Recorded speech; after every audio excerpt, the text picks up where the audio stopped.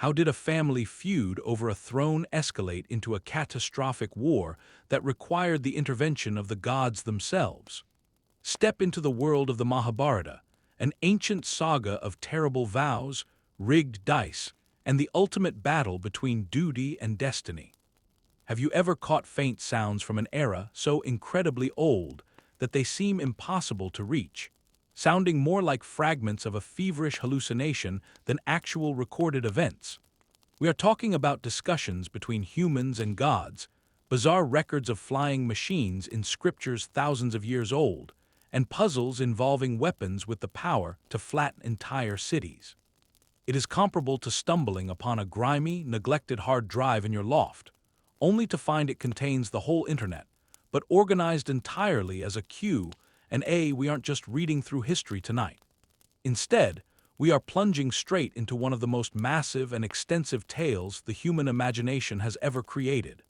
This narrative poses deep inquiries regarding obligation, fate, kinship, and the savage price paid for conflict. These themes honestly still keep modern philosophers and reality TV celebrities busy. You might believe you understand what the word epic means, but trust me, the Mahabharata gives the term a whole new definition. It isn't simply a story. It is a universe, a philosophy, a warning tale, and likely the reason ancient Indian storytellers never got any sleep. The narrative begins not with an explosion, but with a profound, universal vibration. Picture a time millennia ago, ages before your ancestors even fantasized about inventing the wheel or that essential piece of technology. The plush couch you are likely sinking into right now. You find yourself standing on the rich flatlands of what is today northern India, a region illuminated by a rising civilization. Rather than an empty desert, this was a tapestry of realms teeming with vitality, concepts, and a shockingly intricate social hierarchy. Scholars continue to debate if the incidents detailed in the Mahabharata match a precise era in history, or if they represent a massive blend of fighting and cultural development spanning hundreds of years. It is almost possible to sense the grit from old war wagons shifting beneath your feet. You can catch the scent of holy smoke from lost ceremonies and listen to the far-off chants of the Brahmins. This world is saturated with Dharma, an idea so pivotal to the plot that it essentially functions as a character of its own. Consider it the law of the universe, moral behavior, or simply acting correctly, even when that action is incredibly inconvenient. Right at the center of this growing world sits a lineage, a royal clan whose domestic disputes will ultimately devour nations and reshape how humanity perceives the world. This is known as the Kuru Dynasty, titled in honor of a strong and moral forefather, King Kuru. Picture a family tree so immense and knotted that it makes your personal holiday reunions look like a peaceful tea break. They were not just a standard family. They served as guardians of a massive empire. Hastinapura, their capital city, stood as a sparkling gem alongside the Ganges River. Envision the scene: majestic palaces, busy trading posts, and likely several loose cows roaming the central square because, historically speaking, that is standard for India. For thousands of years, the Ganges has served as a crucial lifeline and holy stream for civilizations in India. It remains a mute observer of innumerable tales, including the one we are discussing. As you will soon find out, this legend is told by a sage called Vyasa, the alleged creator of this monumental work. He is basically history's first and greatest reality show producer, though with more facial hair and fewer staged conflicts. He carefully documents the ancestry, creating a sort of cosmic family album. We see the early kings each adding their own unique thread to the tapestry. Then there is the legendary King Bharata, a figure of such renown that the land of India, Bharatavarsha, is said to be named after him. He is the sort of ruler who likely had monuments erected in every town, and rightfully so. However, as we look deeper into this ancient history, an intriguing pattern emerges regarding the influence of divine will. This narrative isn't simply about humans making poor decisions. It highlights cosmic forces steering events, often with the impact of a sledgehammer. One might wonder if destiny is written in stone, or if our desperate choices just lead us to an inevitable conclusion that was always waiting for us. This philosophical puzzle has troubled mankind since we first gazed at the stars, asking if anyone was listening. In this saga, divine whispers are not mere background ambience. They form the bedrock of the human drama, and the story unfolds spectacularly. As we delve further into this cosmic epic, those earlier divine whispers begin to shape specific destinies with the heavy burden of prophecy. We now focus on a vital branch of the extensive Kuru lineage, centering on a king whose decisions, both noble and tragically flawed, created generations of conflict. Picture yourself walking through the royal halls of Hastinapura, sensing the cool marble beneath your steps alongside King Shantanu. By all measures, he is a benevolent and capable ruler. Yet, even great kings are not safe from fate's whims, specifically the charm of a river goddess. Visualize Shantanu walking along the banks of the sacred Ganges, the very river that has witnessed all of history, where he meets Ganga herself, personified as a woman of breathtaking beauty. If a goddess appeared before you looking like a mythical supermodel, you would likely be captivated as well. Their romance is intense and immediate, but it hinges on a strange condition. Shantanu must never question anything Ganga does, regardless of how bizarre it appears. If he breaks this promise, she will vanish from his life forever. It is the type of rigid contract that would shock any modern attorney, assuming they didn't faint from the mythological magnitude of the situation. For a while, their existence is happy, and they bring 8 sons into the world. However, the tale takes a grim twist that would terrify any parent. Ganga takes each newborn and drowns them in her sacred waters, one after another. You can imagine Shantanu's horror, feeling his heart shatter with every loss, yet he stays quiet to keep his word. It is a torture of devotion, forcing a choice between romantic love and the instinct to protect his children. Historically, infanticide was a tragic reality in various ancient cultures, often driven by resource shortages or physical deformities, though the reasoning here is entirely mythological. When their 8th child arrives, Shantanu reaches his limit. His desperate plea shatters his long silence. Just as Ganga is about to submerge this baby, he yells out, challenging her cruel behavior. True to her warning, Ganga explains the tragic reality. Her sons were actually celestial beings cursed to endure a human birth. By returning them to the heavens through the river, she was liberating them from their earthly existence. This 8th child, however, carried a heavier curse that demanded he live a long life on earth. With her mission complete, but burdened by the father's attachment, she departs, leaving the last surviving boy with Shantanu. This child is Devavrata, a figure destined for immense greatness and a vow that will resonate for centuries. Historians continue to debate whether these stories of incarnated celestial beings reflect literal beliefs or serve as metaphors to heighten the stakes for the epic's heroes. That academic argument likely keeps scholars awake at night, but we must move on. Years go by, and Devavrata matures into a splendid prince, possessing strength, intellect, and martial skill. He is the ideal crown prince, the pride of any kingdom. Meanwhile, Shantanu enters his twilight years feeling lonely. Although Devavrata is his heir, the old king craves companionship and more family. Once again, he falls deeply in love, this time with a captivating fisher girl named Satyavati. Love, as always, proves to be a great disruptor. Satyavati's father, however, is a shrewd negotiator. He consents to the marriage but imposes a strict condition. Only Satyavati's offspring can inherit the throne, bypassing Devavrata entirely. This places Shantanu in a painful predicament. His passion for Satyavati is intense, but his duty to his rightful heir, Devavrata, takes precedence. He sinks into a deep depression, his happiness overtaken by melancholy. You can almost feel the pressure of this choice crushing him. Devavrata, observing his father's misery, investigates the cause and quickly uncovers the truth. Driven by immense devotion to his father, he prepares to make a promise so shocking and selfless that it earns him a legendary new title and shifts the trajectory of the Kuru Dynasty forever. He vows to give up his right to the crown, guaranteeing that Satyavati's children will be the only successors. But the cunning fisherman, wanting to close all loopholes, pushes harder, asking what might happen if Devavrata's future children claim the throne. To eliminate all doubt, Devavrata makes an even starker pledge. He swears to remain celibate for the rest of his days. This means absolutely no children, no heirs, and zero chance of anyone challenging Satyavati's descendants. Because of this unbelievable act of self-denial, he earns the title Bhishma, which translates to He of the Terrible Vow. He isn't merely a prince any longer.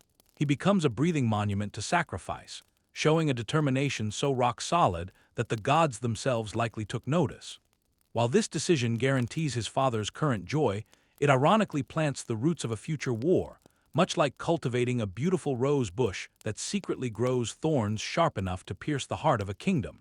You have just observed a promise so deep and selfless that it practically shakes the ancient atmosphere.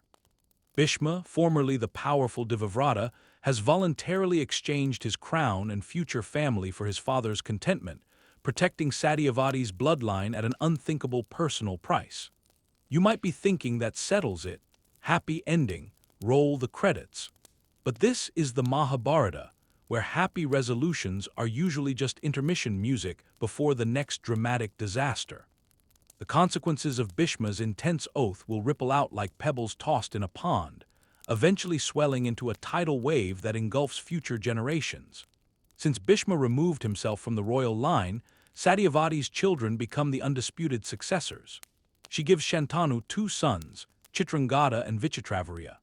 The older brother, Chitrangada, takes the throne first, but meets a premature end fighting a Gandharva king who shared his exact name. Picture the cosmic confusion in the afterlife.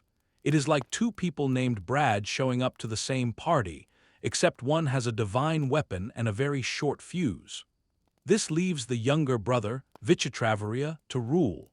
However, he is still quite young and, to be honest, a bit unprepared for the complexities of kingship and, more urgently, fatherhood.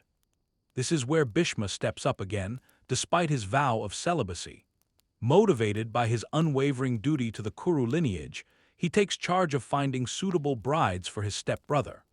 As a quick historical note, arranged marriages were a standard custom in many ancient societies, often used to lock in alliances and ensure dynasties continued.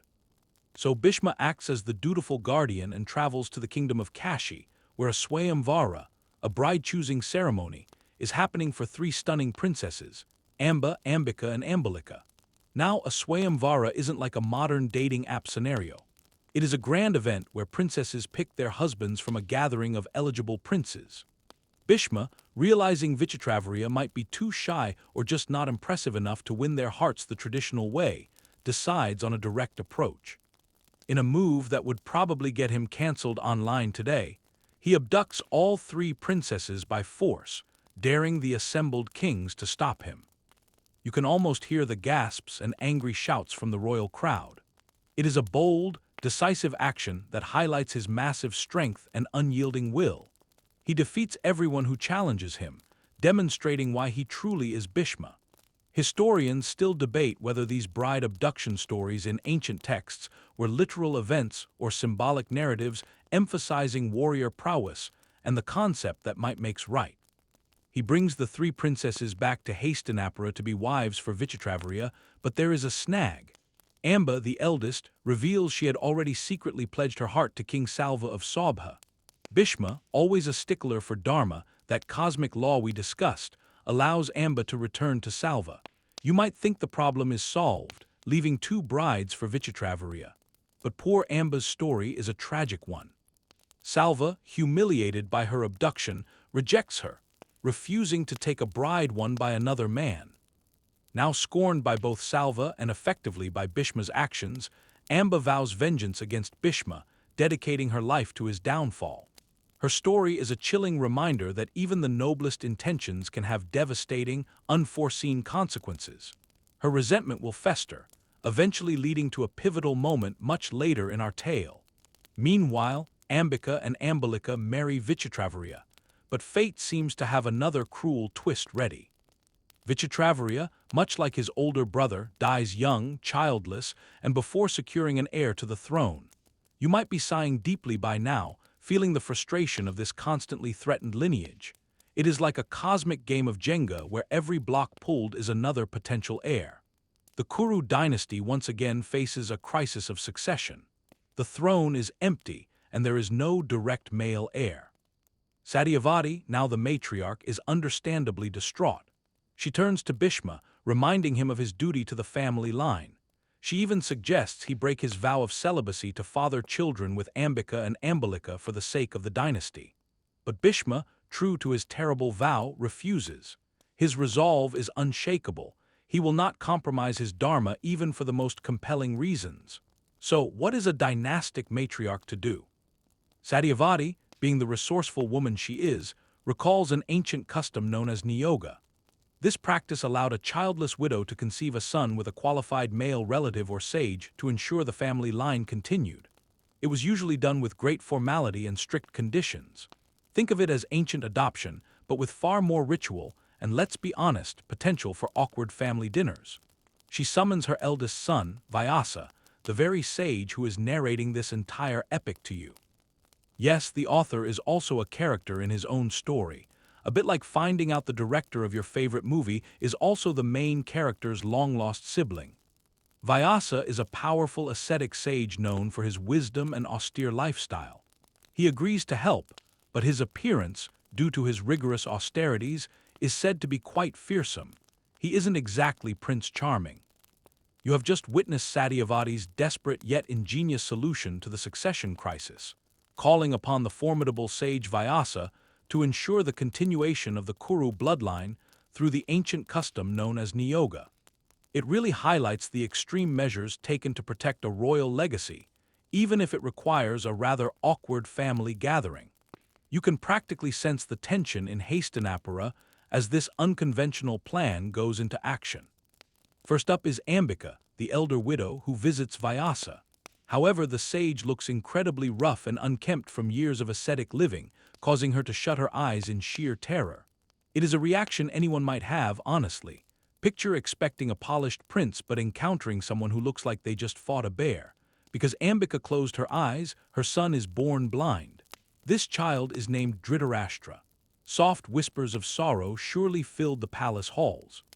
A blind monarch posed a massive hurdle for ruling, as he would depend wholly on others' vision. That is a standard historical reality. Physical limitations like blindness created major obstacles for ancient leaders, despite some rare exceptions. Next, the younger widow Ambalika takes her turn with Vyasa. Warned by her sister's mistake, she manages to keep her eyes open, yet she turns ghastly white from fear. Consequently, her son is born pale and sickly, earning the name Pandu, which literally translates to the Pale One. Now the dynasty has two princes, one blind and one frail. Both arrived under strange conditions, and neither fits the image of a robust heir. Scholars still debate if these physical descriptions were symbolic of their characters or actual medical defects that define their futures. Satyavati, not quite content, requests one more son from Vyasa, hoping for a truly healthy successor.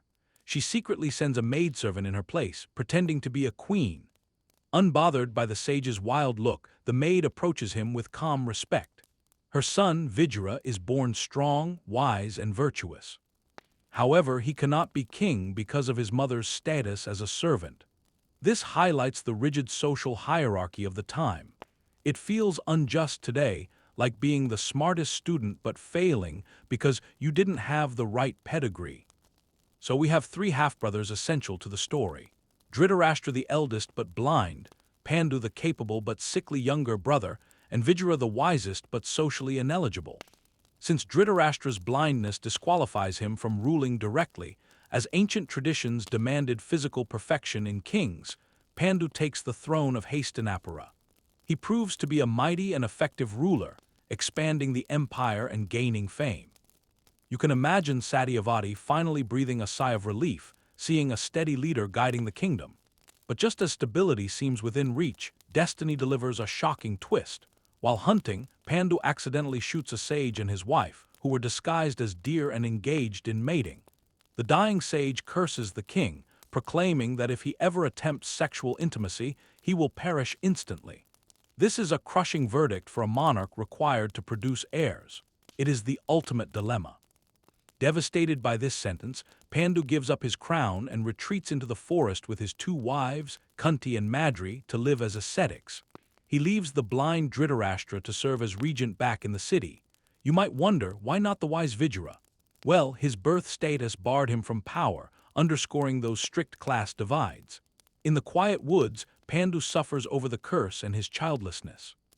However, Kunti holds a secret divine boon from her youth that allows her to summon any deity and bear their child.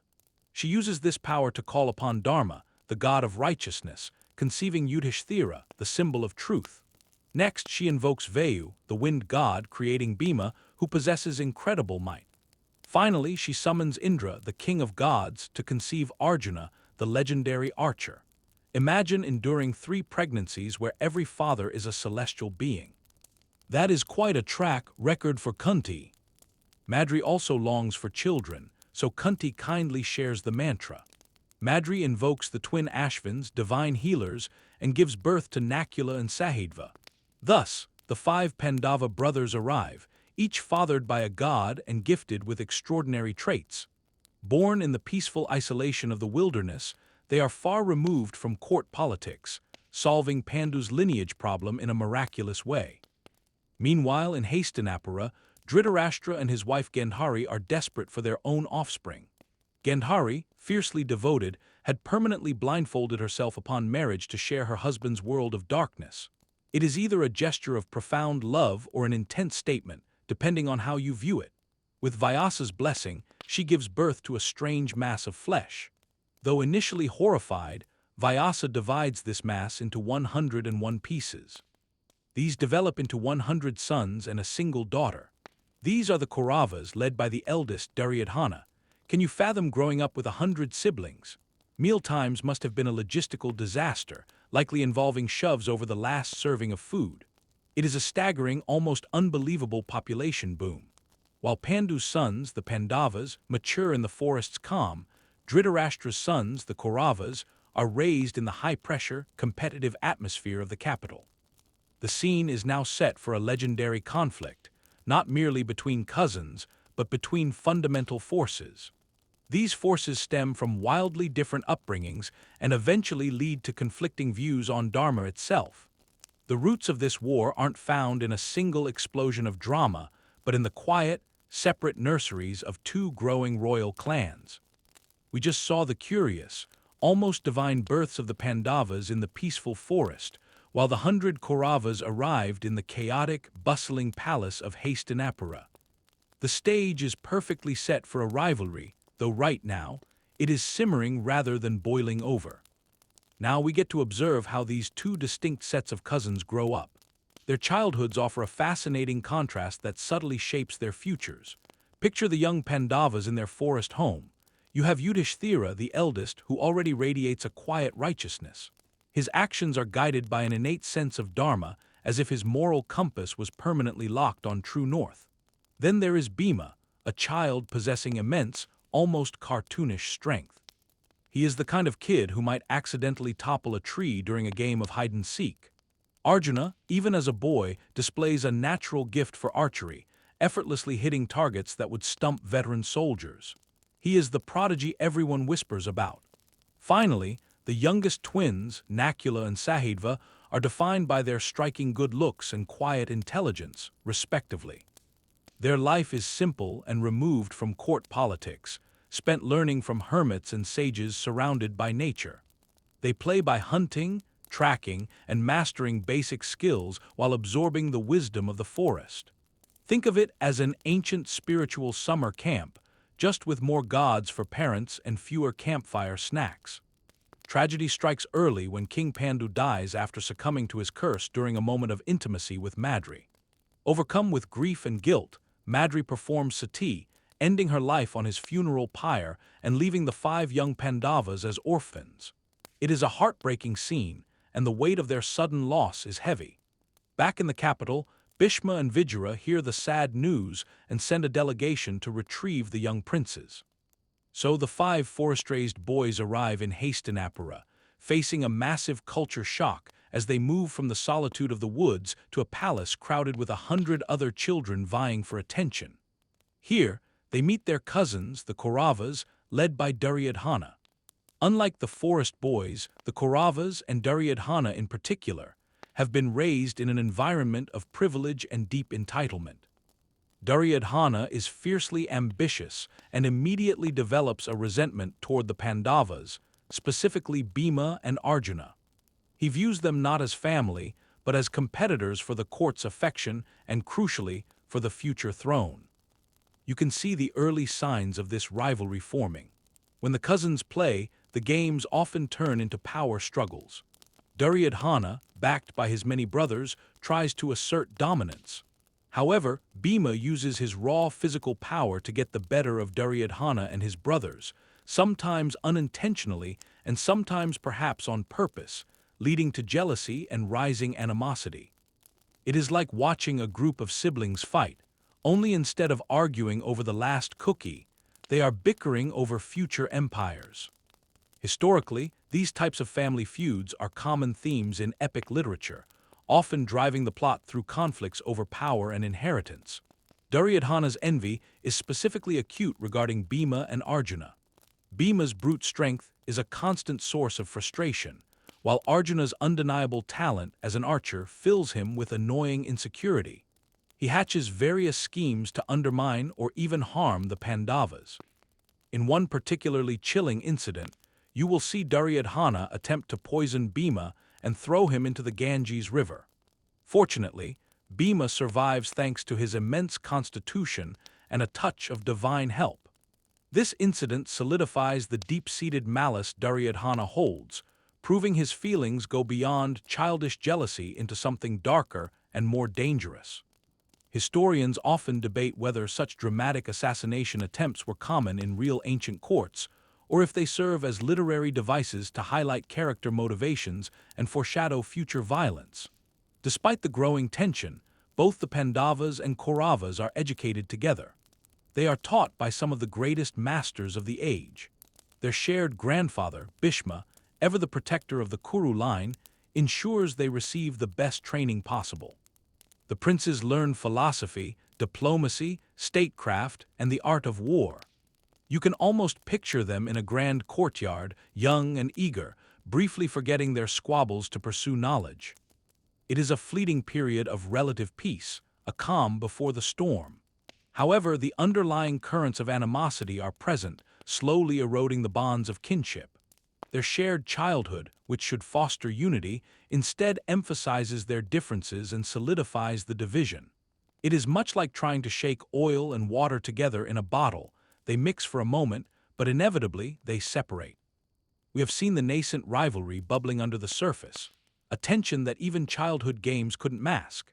Now, you are about to witness a crucial phase where their natural talents are honed into formidable skills, further sharpening the competitive edge between them.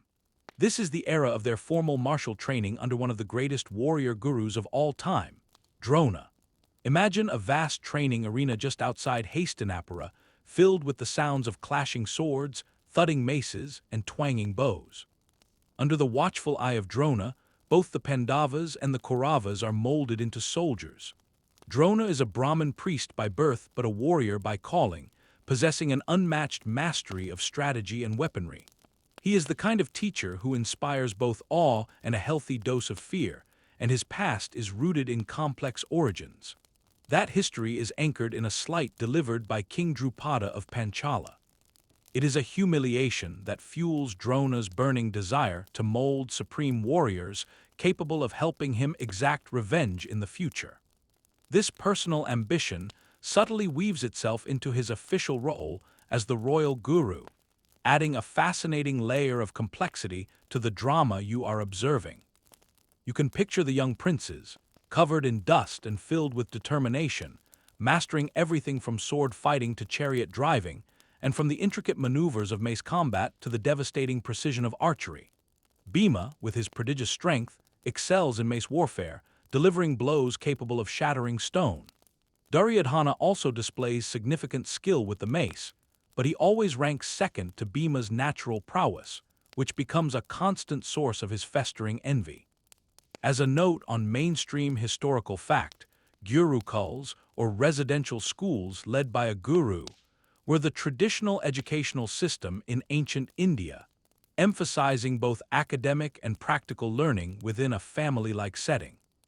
However, it is Arjuna who rises as Drona's most prized student. You witness his extraordinary dedication and raw talent.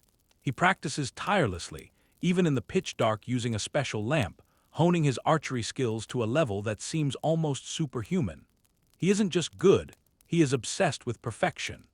Drona, recognizing Arjuna's singular focus and potential, promises him that he will make him the greatest archer in the world. It is a promise that sets Arjuna apart, deepening the already profound jealousy felt by Duryodhana. Imagine being in a class where one student is clearly the teacher's favorite and is destined for world-beating success. It is enough to make anyone green with envy, let alone one of 100 princely brothers who already feel entitled to everything. This period is not just about physical training, it is also about tests of character and displays of inner merit. One famous incident you might recall involves Drona setting a specific test.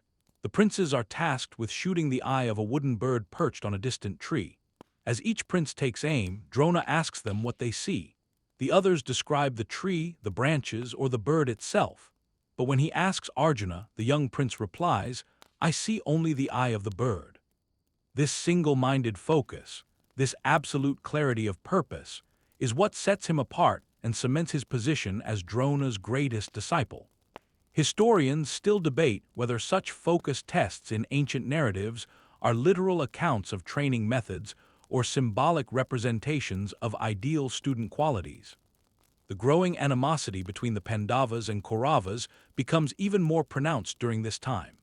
Duryodhana, often encouraged by his maternal uncle Shakuni, a master manipulator and gambler whose presence is like a coiled snake in the grass, continues to plot against the Pandavas. Shakuni is the kind of relative who whispers poison in your ear while pretending to offer helpful advice. You can sense his influence slowly corrupting Duryodhana's mind, feeding his ambition and paranoia. Even a tragic incident involving a tribal boy named Ekalavya highlights Drona's favoritism toward Arjuna. Ekalavya, a skilled archer from a lower caste, practices tirelessly and teaches himself by making a clay idol of Drona as his guru. He achieves remarkable skill, even surpassing Arjuna. When Drona discovers Ekalavya, he demands the boy's right thumb as guru dakshina, or a teacher's fee. Ekalavya, out of unwavering respect for his perceived guru, willingly complies, effectively crippling himself. This act, while showing Ekalavya's devotion, also ensures that Arjuna remains the undisputed greatest archer. It is a stark, uncomfortable reminder of the social hierarchies and moral complexities of the age, and a moment that might make you wince. After their training concludes, the princes demonstrate their skills in a grand public exhibition. It is a massive spectacle, essentially a royal talent show where the future leaders showcase their prowess. Arjuna, as expected, dazzles the crowd with his incredible archery feats, even demonstrating the ability to shoot arrows precisely with his eyes closed. The crowd erupts in cheers, solidifying his popularity. However, it is during this exhibition that a new figure emerges. Karna, an enigmatic and exceedingly skilled archer, steps forward to challenge Arjuna. You see the raw power and natural talent in Karna. This is a man who, unknown to anyone present, including himself, is actually Kunti's firstborn son, abandoned by her at birth due to unfortunate circumstances, a secret that will unravel with devastating consequences later on. He has been raised by a charioteer, leading to his low social standing in the eyes of the court. Duryodhana, always quick to exploit any advantage, recognizes Karna's talent and, more importantly, his rivalry with Arjuna. In a move designed to spite Arjuna and elevate his own faction, Duryodhana immediately crowns Karna as the king of Anga, granting him the royal status necessary to compete with the prince. This audacious act cements a deep bond of friendship between Duryodhana and Karna, a loyalty that will prove unbreakable and tragically pivotal. It is like a corporate CEO suddenly promoting a brilliant but unknown intern just to annoy a rival. Thus, the stage is now even more crowded with talent, ambition, and simmering animosity. The training under Drona, meant to equip the princes for leadership, has instead intensified their personal rivalries, laying down foundational antagonisms that will undoubtedly contribute to the colossal conflict looming on the horizon. The lines are being drawn not with chalk, but with the sharp edges of destiny. You have just witnessed the intense training under Drona, the rise of Arjuna as the supreme archer, and the dramatic entrance of a new challenger. With the arrival of Karna, that enigmatic warrior whose alliance with Duryodhana guarantees nothing but future trouble, the dynamic shifts dramatically. What began as childhood squabbles between the Pandavas and Kauravas has solidified into a dangerous rivalry, stoked by jealousy, ambition, and Shakuni's dark schemes. Just as the tension in Hastinapura reaches a boiling point, a new and incredibly influential character enters the narrative, one whose very presence seems to warp the fabric of reality. This is the moment Krishna, the divine cowherd, steps into the spotlight, forever intertwining his destiny with that of the Pandavas. We are introduced to Krishna not as a monarch, but as a captivating and mysterious member of the Vrishni branch of the Yadava clan. His legendary capital, Dwarka, is located on the western coast, described as a glittering metropolis that may have been partially reclaimed by the sea. Famous for his wisdom, mischievous charisma, and unmatched strategic intellect, he is far more than just a powerful prince. To many, he is revered as an incarnation of Vishnu, the preserver god, though at this stage, he appears primarily as a brilliant political and spiritual leader. He enters the story not with self-aggrandizing fanfare or trumpets, but through the sheer weight of his growing reputation and quiet influence. The Pandavas, particularly Arjuna, feel an instant, almost magnetic pull toward Krishna. You can picture the bond forming as a gifted young warrior discovers a mentor and friend in a figure possessing immense spiritual and practical knowledge. Krishna, in turn, sees the inherent righteousness of the Pandavas and understands the role they are destined to play. His involvement adds a new layer to their struggles, providing them with a spiritual anchor alongside practical guidance. He is less of a political ally and more of a cosmic guide. In terms of historical reality, archaeological explorations off the coast of Gujarat have discovered ancient submerged settlements, lending credence to the existence of Krishna's traditional capital, Dwarka. Krishna quickly transcends the role of a friend to become a vital counselor, strategist, and moral compass for the brothers. You will observe that his counsel is always rooted in Dharma, even when he appears to challenge conventional morality. He represents a fascinating paradox, a pragmatist with a divine agenda. Think of him as the ultimate life coach, but rather than helping you achieve personal goals, he is subtly rearranging the fate of an entire subcontinent. One of the first critical instances of Krishna's impact occurs during the Pandavas' chaotic journey. Following their escape from the notorious House of Lac, the story takes a dark turn. Duryodhana, unable to stomach the Pandavas' popularity and their threat to his throne, constructs a palace of highly flammable lacquer intended to burn them alive. It is a truly diabolical plot, the sort of scheme that would make a movie villain jealous. Fortunately, the wise and loyal Vijra warns the Pandavas ahead of time. They secretly dig an escape tunnel, and after staging the scene to look as though they perished in the flames, flee into the wilderness. You can practically feel the relief as they narrowly evade this fiery death trap.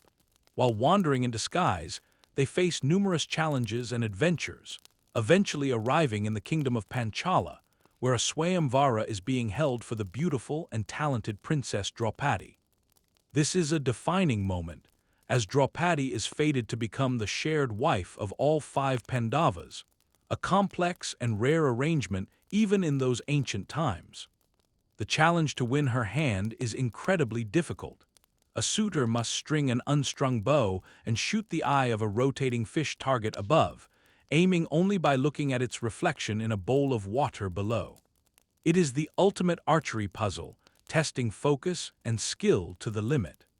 Historians continue to debate whether polyandry, the practice of a woman having multiple husbands, was common or exceptional during the Vedic period, and its depiction in the Mahabharata remains a subject of scholarly discussion. Many powerful kings and princes fail the test miserably, including the arrogant Kauravas. Then, in a moment of pure dramatic flair, Arjuna steps forward, disguised as a humble Brahmin. You can sense the murmurs of the crowd shifting from disbelief to awe as he effortlessly strings the bow and with a single perfect shot pierces the fish's eye. The crowd erupts in cheers and Draupadi garlands him, signaling her choice. However, a misunderstanding follows immediately upon their return. Still posing as poor priests, the Pandavas arrive home and tell their mother, Kunti, "Mother, look at the wonderful alms we have brought today." Without looking up, Kunti simply instructs them to share whatever you have brought equally amongst yourselves. Her words, spoken without intent, become an irrevocable command, especially for Yudhishthira, who is bound by truth. This seemingly innocent statement, combined with divine will, leads to Draupadi becoming the wife of all five brothers. It is an arrangement that initially shocks society and sparks debate, but it is ultimately accepted as destiny, reinforced by the Pandavas' strict adherence to their mother's word. Krishna, who is present at the Swayamvara, recognizes the Pandavas through their disguises and understands the divine purpose behind this unique union. His subtle nod of approval helps legitimize the marriage, highlighting his role as both an observer and a facilitator of fate. The revelation that the Pandavas are alive and married to Draupadi sends shockwaves through Hastinapura. Advised by Vidura to avoid immediate war, Dhritarashtra is forced to acknowledge them. He proposes a compromise, offering the Pandavas a barren, uncultivated tract of land known as Indraprastha, while keeping the prosperous territories for the Kauravas. It is a grudging concession, intended to keep them at a disadvantage. Yet under Krishna's guidance, the Pandavas transform this wasteland into the magnificent city of Indraprastha. You can almost visualize it rising from the dust, a city of unparalleled beauty, architectural marvels, and wealth, built with divine aid. This becomes their new capital, a testament to their hard work and the blessings they possess. It marks a period of immense success and happiness for the Pandavas, a golden age where Dharma flourishes and their kingdom rivals Hastinapura itself. However, this newfound prosperity and the gleaming splendor of Indraprastha only serve to fuel Duryodhana's envy even further. The stage is set, the players are in position, and the underlying tensions are reaching critical mass. You have just watched the Pandavas, guided by Krishna, turn a desert into the wonder that is Indraprastha, proving their virtue and divine favor. But their success acts like a magnifying glass on Duryodhana's festering hatred. The peace brokered by Vidura and Dhritarashtra is fragile, a thin layer over a cauldron of resentment. The atmosphere grows heavy with unspoken threats, the kind that raise hackles even thousands of years later, perfectly setting the scene for the event that pushes the rivalry past the point of no return. The tension in the air leads directly into the event that steers the Kuru Dynasty toward its catastrophic war, the infamous dice game. This was not a casual evening of entertainment among family, it was a meticulously designed trap. It was a venomous snare set by Duryodhana with the insidious assistance of his maternal uncle, Shakuni. You likely remember him, the master manipulator known for his loaded dice and an uncanny talent for whispering corruption into eager ears. Shakuni operates less like a gambler and more like an expert in psychological warfare. Duryodhana, eaten alive by jealousy over the splendor of Indraprastha and the Pandavas' rising power, persuades his blind father Dhritarashtra to invite Yudhishthira to this match.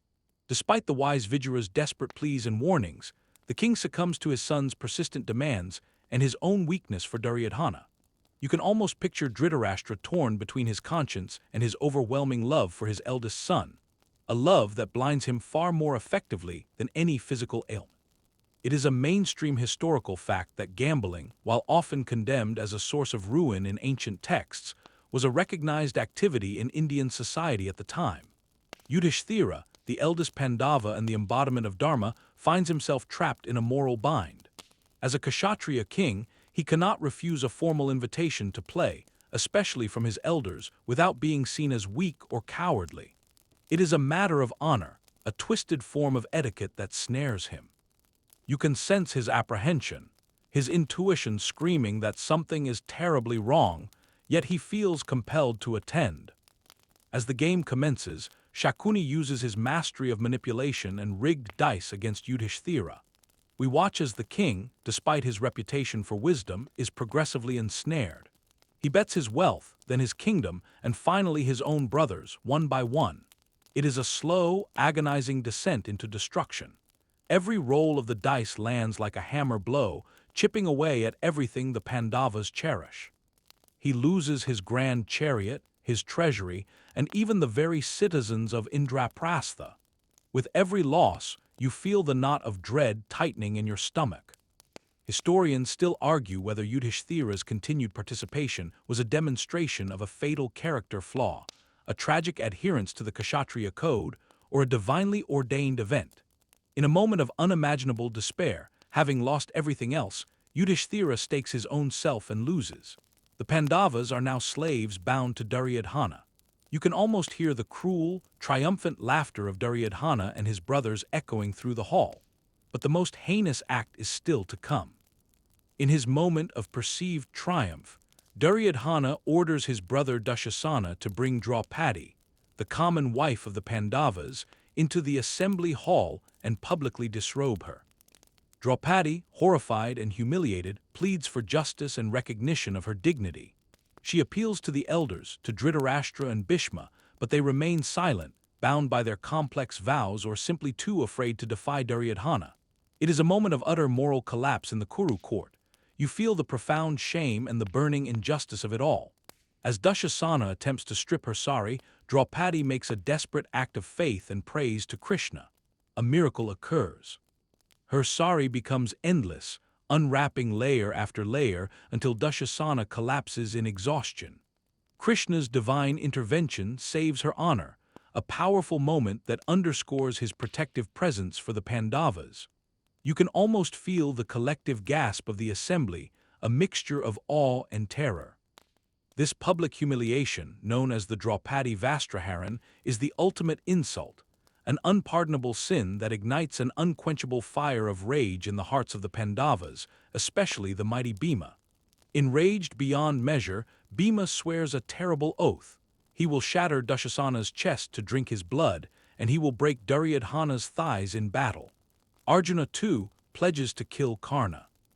These vows are not just angry outbursts. They are sacred oaths binding the Pandavas to a path of vengeance that can only be resolved through blood. Even Dhritarashtra, seeing the horrific turn of events and fearing the repercussions, finally intervenes. He offers Draupadi a boon, which she uses to free her husbands and retrieve all that they lost in the game. You might breathe a sigh of relief thinking the crisis is averted, but no, the poison has spread too far. Duryodhana, still consumed by his hatred and fearing the Pandavas' return to power, convinces Dhritarashtra to invite Yudhishthira to another dice game. The condition is specific. The loser must go into exile for 12 years followed by 1 year of living incognito. If they are discovered during the incognito year, they must repeat the exile. Yudhishthira, again bound by his code, accepts the challenge and inevitably loses again.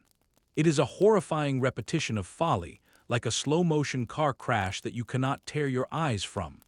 Thus, the Pandavas are forced into a long, arduous exile, stripped of their kingdom. Their pride is deeply wounded, but their resolve for eventual justice is hardened. The dice game isn't just a game. It is the catalyst, the spark that ignites the powder keg, ensuring that the Kuru family feud will ultimately be settled not by negotiations, but by the clash of steel on the battlefield. You feel the bitter taste of defeat, but also the ominous promise of retribution to come. Having witnessed the catastrophic outcome of the dice game, feeling the raw humiliation of Draupadi and the burning vows of the Pandavas, you now follow the 5 brothers and their shared wife as they embark on the arduous journey of their 13-year banishment. This isn't a leisurely holiday. It is a period of intense hardship, profound spiritual growth, and the forging of an unbreakable resolve.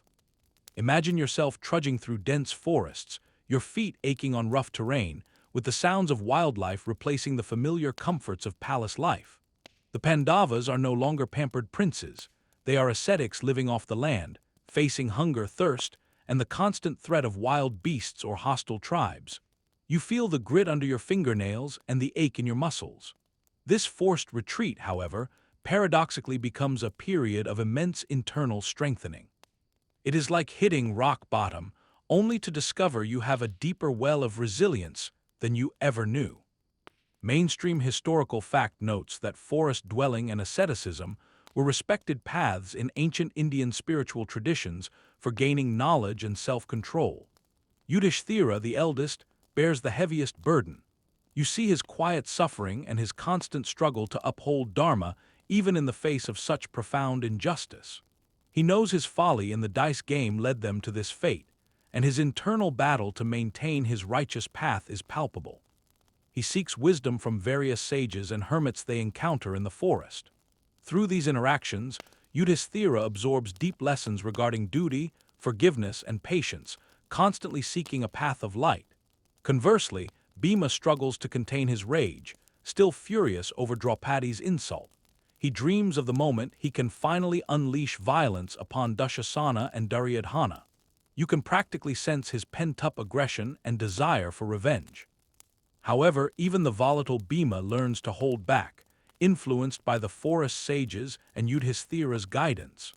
He still gets to flex his muscles occasionally by battling monsters and demons to keep the family safe, proving his strength hasn't faded.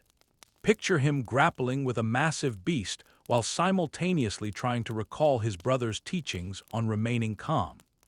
Meanwhile, Arjuna remains the consummate professional, using this time to sharpen his abilities. It goes beyond simple archery practice. He is on a quest for celestial weapons and blessings to prepare for the unavoidable war ahead. His intense focus turns him into an even more terrifying warrior, ensuring that Exile strengthens rather than weakens him. The twins evolve as well.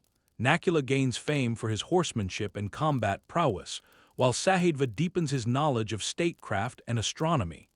Draupadi bears these trials with incredible strength. Her spirit remains intact, fueled by the memory of the dice game, acting as the group's moral compass and constant reminder of the injustice they faced. Scholars often debate if these forest stories serve to highlight spiritual growth, or simply build up the Pandavas' heroic reputation for the final battle. During this journey, they meet many holy men who offer prophecies. A crucial meeting occurs with their biological father, the sage Vyasa, who instructs them to acquire divine armaments for the coming war. He specifically directs Arjuna to perform intense penance to gain celestial weaponry, hinting at the massive power required for the future. The pressure of the looming conflict is tangible, even within the peaceful woods. Another famous event from the Exile involves a magical pond and a yaksha. Thirsty, the brothers, Bhima, Arjuna, Nakula, and Sahadeva, ignore the warnings of a nature spirit and drink from the water. Because they fail to answer the yaksha's riddles, they all fall unconscious. Only Yudhishthira succeeds, correctly answering deep philosophical questions about life and Dharma. His display of wisdom and righteousness convinces the spirit to revive his brothers. It serves as a pivotal moment, proving Yudhishthira's moral superiority, almost like passing a life-or-death exam. Back in the capital, Duryodhana's reign is marred by ambition and paranoia. He lives in constant fear of his cousins returning, sending spies out to hunt for them. Although he enjoys the kingdom's wealth, he remains deeply insecure, knowing his throne relies on fraud. There is a stark irony here. The Pandavas grow stronger through hardship, while Duryodhana is consumed by greed and fear in his palace. This exile does more than test their survival skills, it cements their bond as brothers. They lean on one another to get through the hard times. It also allows them to build a network of allies, as various kings pledge support after seeing their plight. Krishna also continues to guide them from afar, sending wisdom through messengers to keep them on track. As the 12 years wind down, the tension builds. The Pandavas finish this phase refined and resilient, sharp as arrows and ready for the hardest test yet. Now the stakes skyrocket as they face the 13th year, living in total secrecy. If anyone recognizes them, they must restart the entire 12-year exile in the forest. It becomes a high-stakes game of hide-and-seek with the fate of the kingdom on the line. As the deadline looms, they prepare to shed their royal personas and disappear into common life. This requires more than a costume change. They must suppress their royal instincts and learn entirely new behaviors. It is like a deep-cover operation with their enemies actively hunting them. Historically, this theme of secret identities is common in ancient epics, allowing heroes to move undetected. Guided by Yudhishthira and Krishna's unseen hand, they select the Matsya kingdom, ruled by King Virata, as their hideout. It is strategically located far from home and governed by a king not allied with their enemies. They infiltrate the court using aliases that match their new roles. Yudhishthira, the truthful king, becomes Kenka, a Brahmin scholar and dice expert. He ends up advising King Virata, showing great humility by serving a ruler while secretly possessing superior political skills. Bhima, the destroyer of armies, transforms into Vallabha, the royal cook. Visualize this massive warrior, known for wielding a mace, now delicately handling kitchen tools. He approaches his culinary duties with surprising dedication, though one can imagine him flexing his massive muscles while kneading dough. Historians continue to discuss whether these humorous, drastic lifestyle changes highlight their adaptability or serve as literary relief. Take Arjuna, for instance, who selects the most baffling cover identity of all. The peerless archer transforms into Brihanala, a eunuch who serves as a dance and music instructor for King Virata's daughter, Princess Uttara. It is jarring to witness the embodiment of masculinity in combat adopting such a delicate, traditionally feminine persona, yet it represents a profound act of self-effacement as he sheds his warrior ego. He spends the year teaching the princess the arts, a situation comparable to discovering that your favorite action movie star secretly moonlights as a ballet teacher. Meanwhile, Nakula takes on the name Demogranthi, working as a stable keeper to leverage his renowned expertise with horses. You can find him tending to the royal steeds, utilizing his unparalleled knowledge to ensure they remain in peak condition. Sahadeva adopts the identity of Tantapala, a cowherd responsible for overseeing the kingdom's vast cattle stock, where his quiet wisdom allows him to perfectly understand the natural rhythms of the animals. Then there is Draupadi, the dignified queen who endured public humiliation, now working as Sarandri, a humble maidservant to Queen Sudeshna. She performs her duties with grace, but her beauty inevitably draws dangerous attention.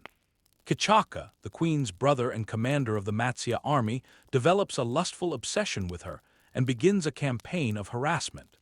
The anxiety is palpable, given the volatile nature of Bhima and the necessity for the Pandavas to remain hidden. When Draupadi can no longer bear Kichaka's advances and fears for her safety, she appeals to Bhima, who is already seething with rage at the disrespect. In a controlled explosion of suppressed fury, the cook secretly confronts the commander in a secluded hall. Bhima pulverizes him completely, staging the scene to look as though a celestial being caused the death to protect their anonymity. You can almost hear the bones crunching in this grim yet satisfying moment of justice for the disguised cook. This violent incident stirs the kingdom, but the Pandavas' secret remains safe. However, as the year nears its end, a twist of fate arrives. The Kauravas, desperate to flush the Pandavas out and force another 13-year exile, launch a cattle raid on the Matsya kingdom, viewing it as a vulnerable target. King Virata's forces, led by Prince Uttara, are initially overwhelmed by the assault. It is at this moment, encouraged by Yudhishthira, that Arjuna reveals his true identity to the prince. Casting aside the guise of Brihanala, he retrieves his legendary Gandhava bow from a hidden tree and takes command. It is a thrilling moment of recognition, as Arjuna is finally free to unleash his full power, single-handedly repelling the entire Kaurava army.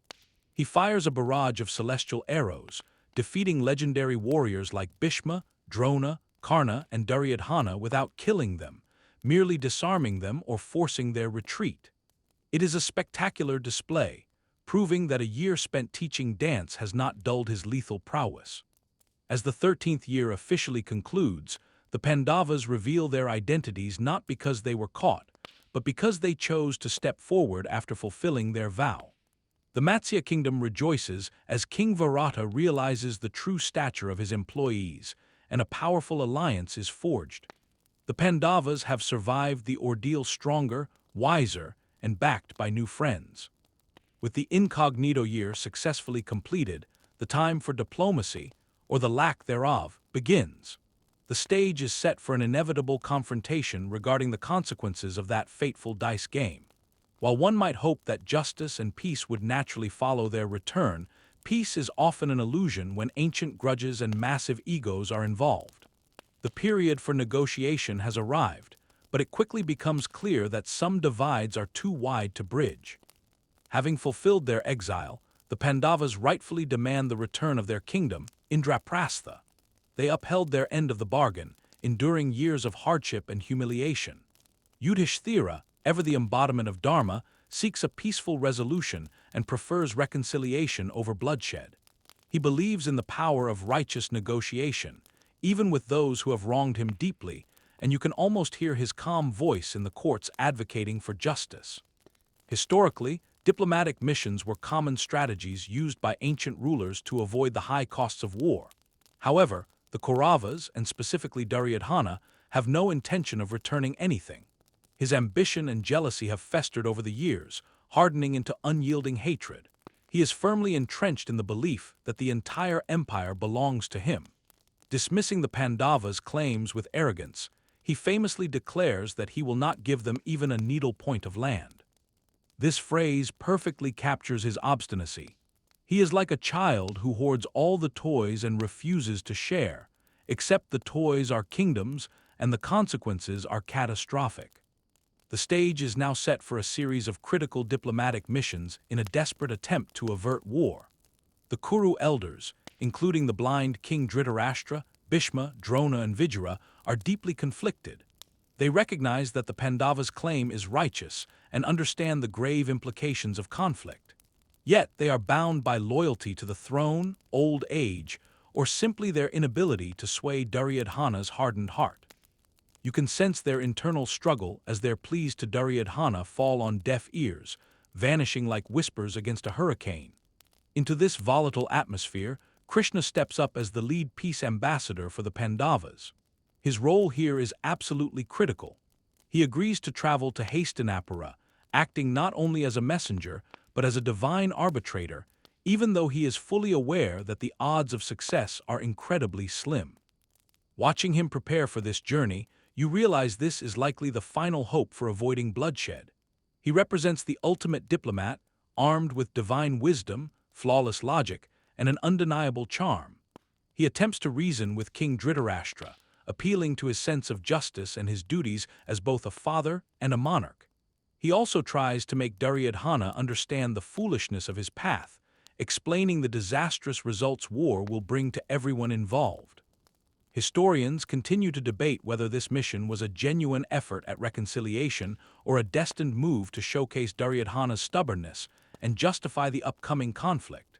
Regardless of the intent, Krishna places a very reasonable proposal on the table. The Pandavas are willing to accept a settlement of just 5 villages, one for each brother, to prevent the war. Considering they rightfully own the vast kingdom, asking for these 5 small towns is a mere pittance. It is an incredibly generous offer, a final olive branch extended by Yudhishthira.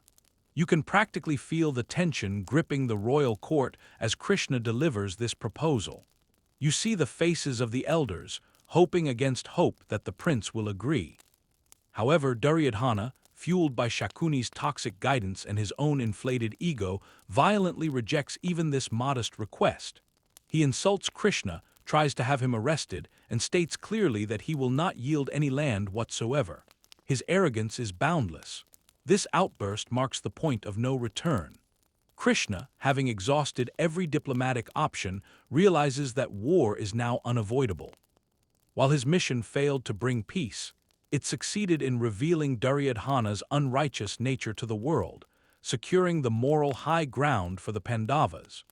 You can see a look of divine resignation in Krishna's eyes, an acknowledgement that free will must play out, even if it leads to destruction. Following Krishna's failed attempt, Other figures make their own desperate efforts to reconcile the sides. Bhishma and Drona plead with Duryodhana, highlighting the righteousness of the Pandavas and warning of the terrible consequences of fighting such virtuous and powerful warriors. Even Gandhari, Duryodhana's own mother and the wife of Dhritarashtra, tries to reason with her son, begging him to choose peace. It is heartbreaking to witness her despair as he remains deaf to her pleas, completely set on his destructive path. It serves as a sad reminder that even a mother's love and wisdom cannot penetrate a heart hardened by envy and pride. The final, bitter exchanges take place. The Pandavas, having met every condition and tried every peaceful avenue, are left with no choice but to fight for what is rightfully theirs. Yudhishthira, who is always reluctant to shed blood, is finally convinced by his brothers and Krishna that war is the only remaining path to uphold Dharma and restore justice. He knows the immense suffering it will cause, but he also understands that failing to fight for righteousness would be a greater sin. News of the failed peace talk spreads across the land like wildfire. Kingdoms begin to pick sides, aligning with either the Pandavas or the Kauravas based on kinship, loyalty, or strategic interests. The air practically crackles with anticipation. The stage is no longer just set. It is being dressed for the grand, tragic spectacle of war. The whispers of peace have faded, replaced by the ominous, undeniable beat of war drums. With Krishna's valiant diplomatic efforts having failed, there is no doubt that a colossal conflict is now inevitable. The Kuru family feud, which was once just palace intrigue or a distant rumor, has escalated into a full-blown continental crisis.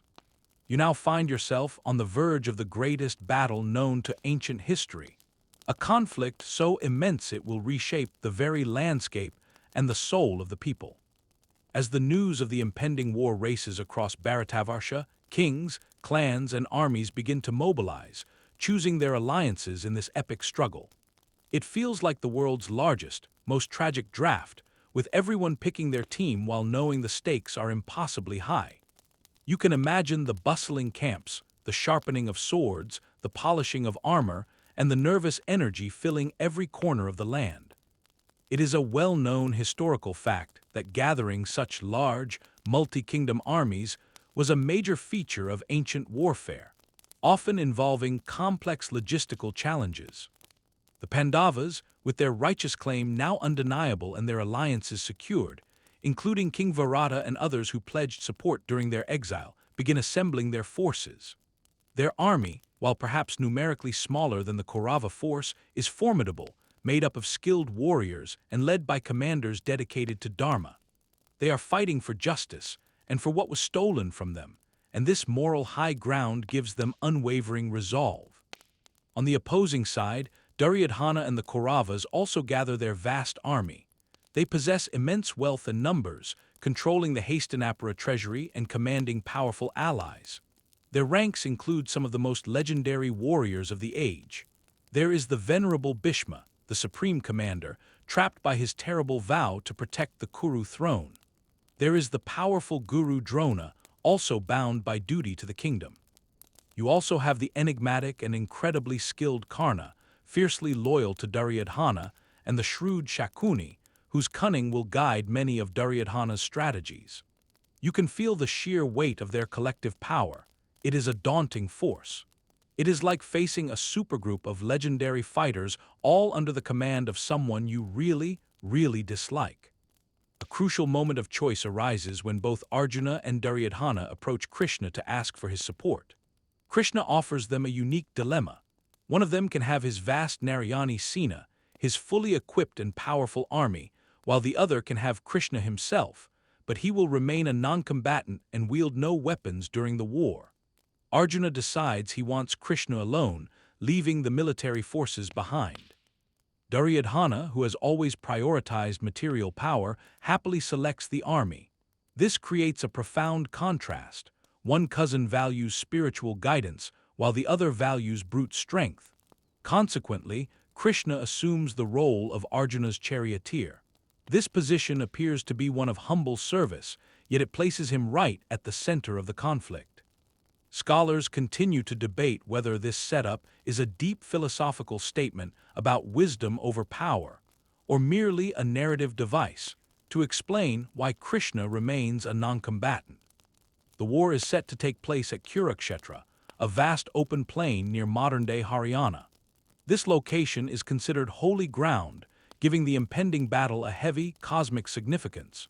You can practically feel the earth vibrating as thousands of chariots, elephants, and soldiers converge on this fateful destination. The atmosphere is heavy with the smell of sweat and dust, signaling the doom that is approaching. As the two massive forces stretch across the horizon, you begin to sense the overwhelming scale of the event. Leading the smaller Pandava force is Drishtadyumna, Draupadi's brother, who holds a personal vendetta against Drona. The massive Kaurava army is commanded by the respected Bhishma, whose presence alone serves as proof of his incredible skill and loyalty. Right before the hostilities commence, there is a final, desperate gesture of peace. Yudhishthira, always one to follow Dharma, walks over to Drona and Bhishma to ask for their blessings.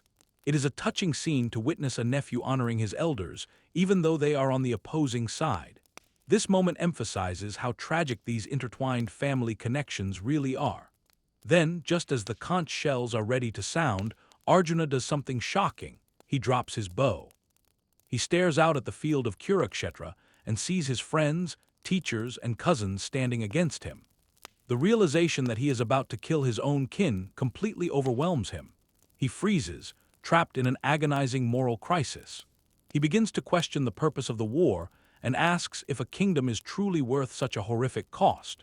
You can feel his despair as the abstract concept of battle crashes into the brutal reality of fratricide.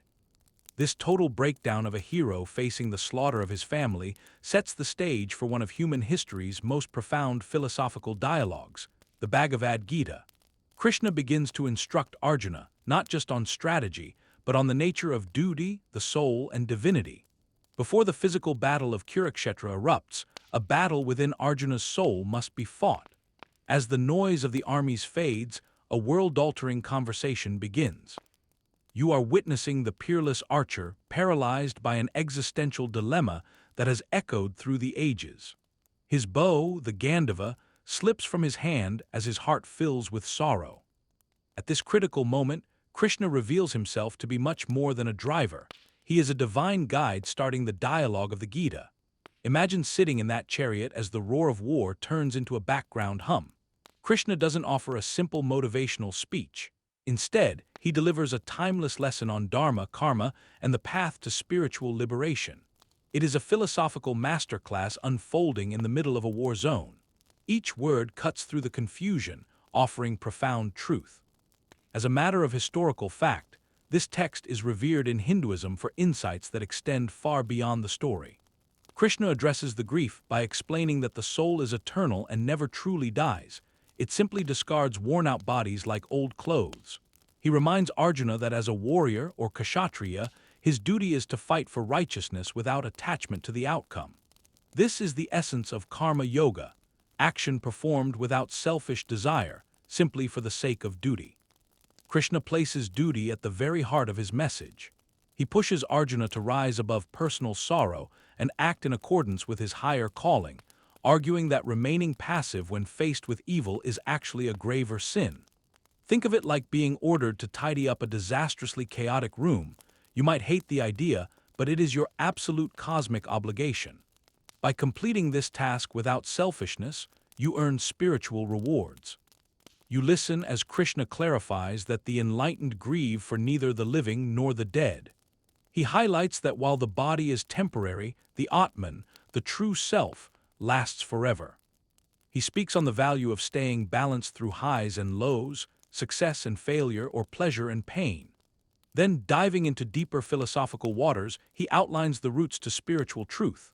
The path of knowledge known as Jnana Yoga, the path of selfless action called Karma Yoga, and the path of devotion, Bhakti Yoga.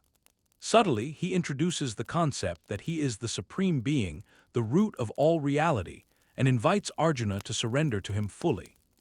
Interestingly, scholars continue to debate whether the Bhagavad Gita was always a core piece of the Mahabharata, or a philosophical addition, woven seamlessly into the epic later on.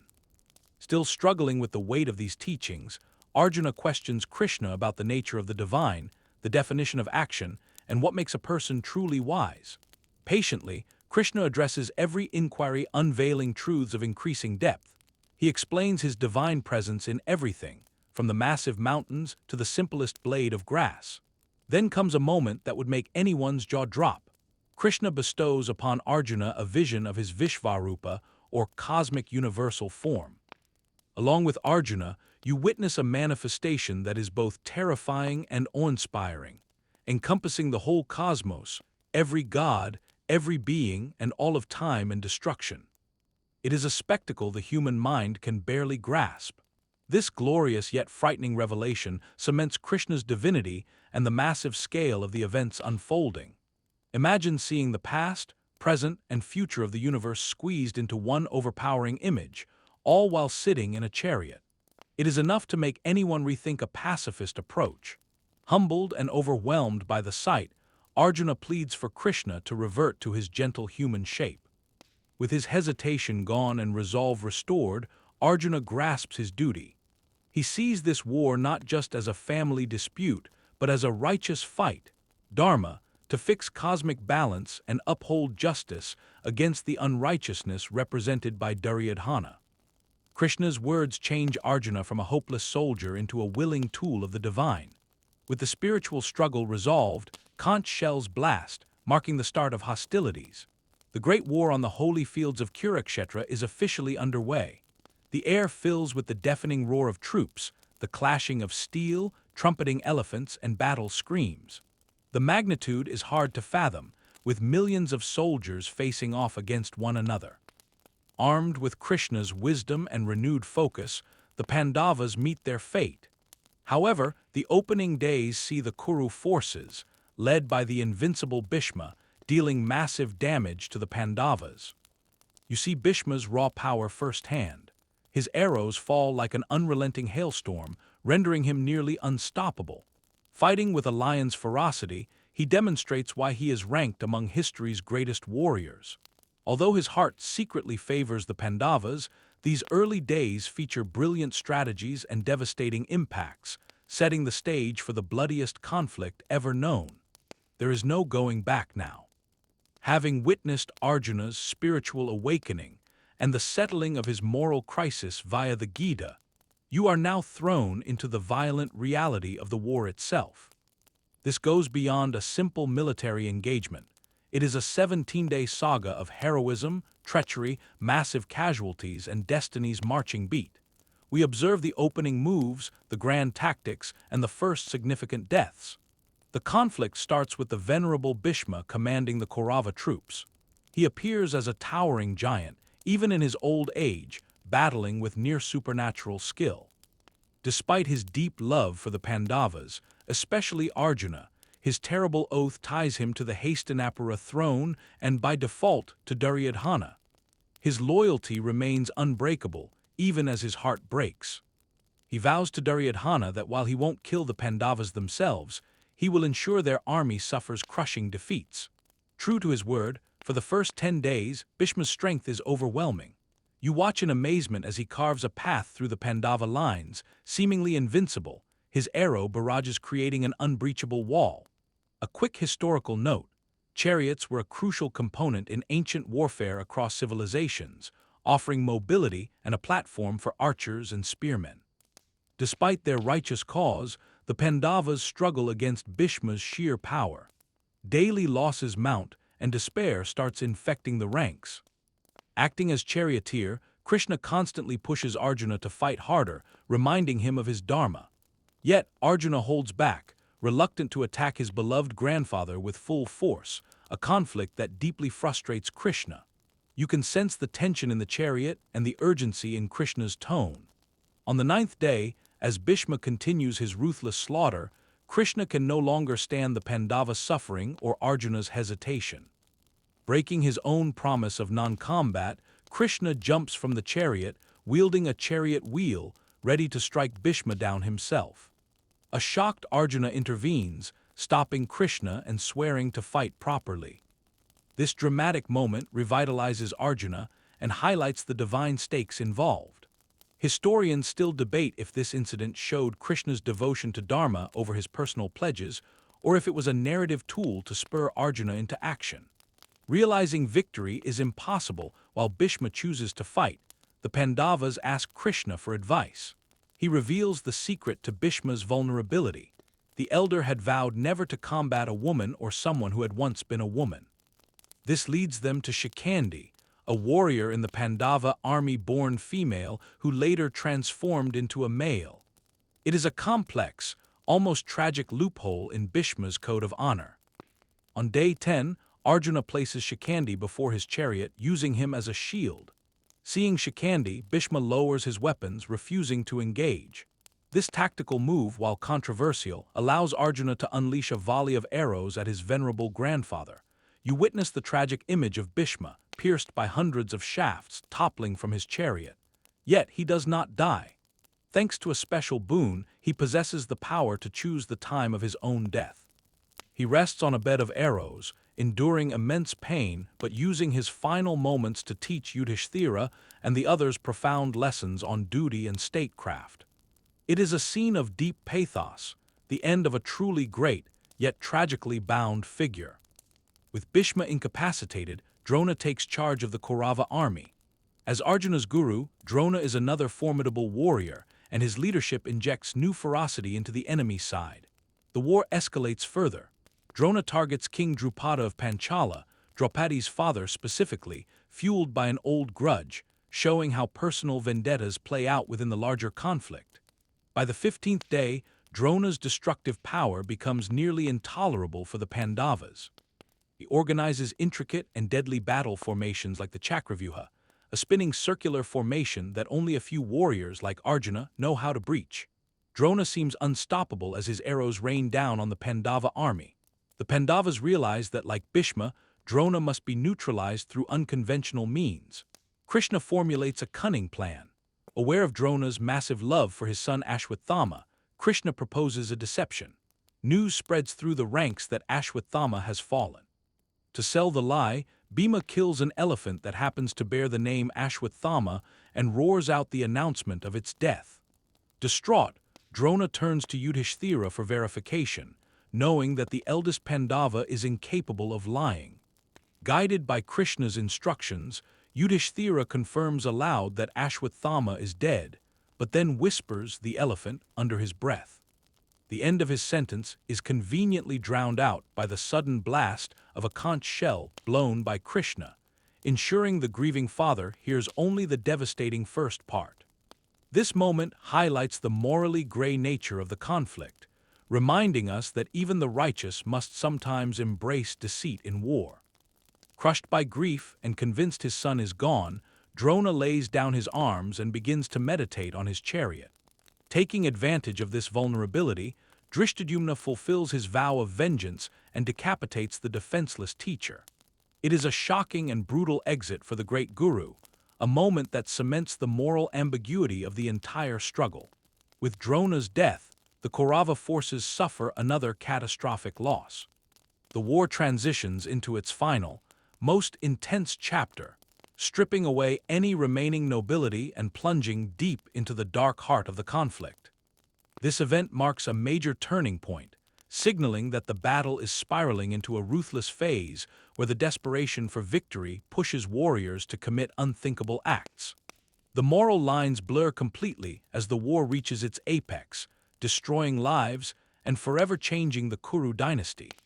With both Bhishma and Drona gone, Karna is finally named the supreme commander of the Kaurava army.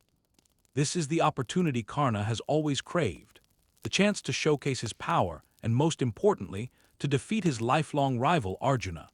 It is essential to remember that Karna is actually Kunti's firstborn son, abandoned at birth and raised by a charioteer, a secret known to very few.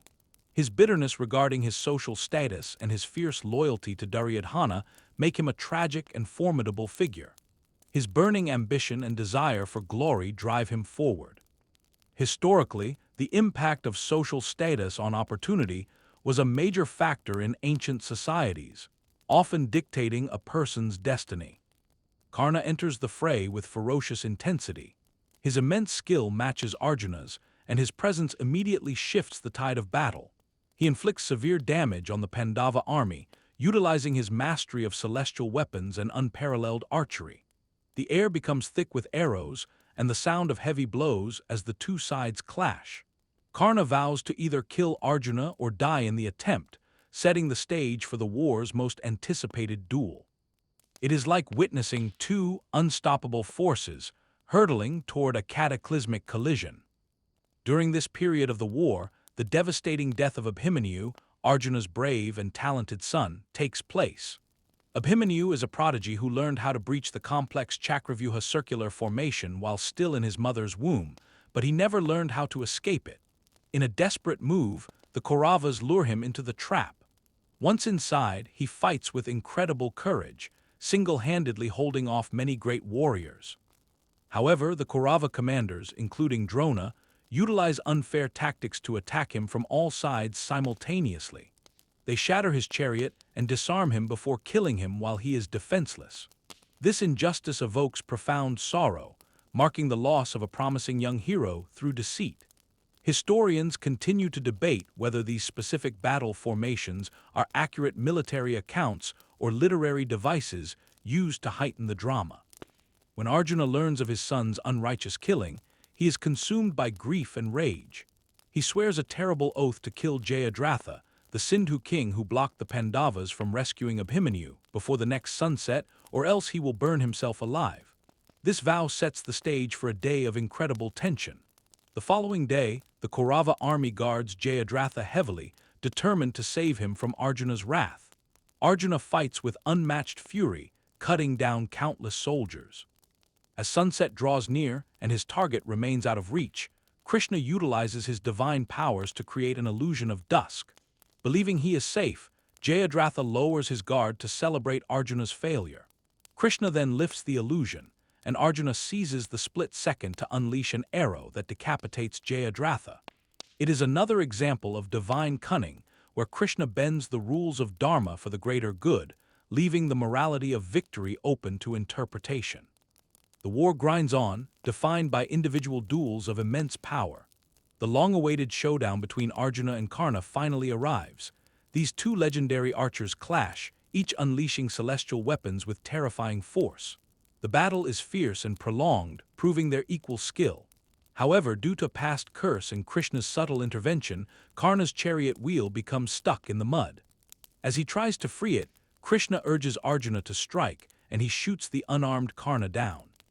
The tragic hero dies, with his true identity as Kunti's eldest son revealed only after his death, leaving a trail of regret for the Pandavas. It is a moment of heartbreaking irony, as the secret that could have stopped the war comes out too late. The fighting also claims many other great warriors. Duryodhana's loyal brother, Dushasana, is killed by Bhima, who fulfills his gruesome oath from the dice game by tearing open Dushasana's chest and drinking his blood. While horrifying, this act serves as brutal retribution for the humiliation of Draupadi. The war drags on as a relentless machine of death.